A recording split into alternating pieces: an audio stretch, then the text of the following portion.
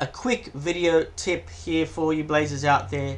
We used to use a Chrome extension called Adblock Plus. This has been shown to be creating more ads and collecting information from your browsing sessions. So we have an alternative for you. So the way that you can add the extensions, as always, with Chrome, if you go to your extensions and then visit the web store, type in and then go to UBLOCK Origin. This one here, click on that. Click on Add to Chrome, Add Extension.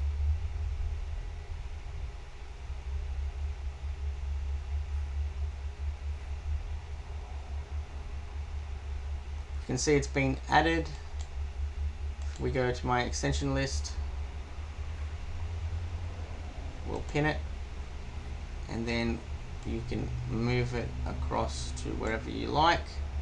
And that's it, guys. That's how you add the UBLOCK Origin extension to your browser, and this will do the same thing as Adblock Plus, but your information will be not shared, and Adblock Plus is actually an ad revenue company now. So stick with UBLOCK Origin, and that's it for now. Don't forget to like and subscribe our videos, and we'll see you on the next one. Bye for now.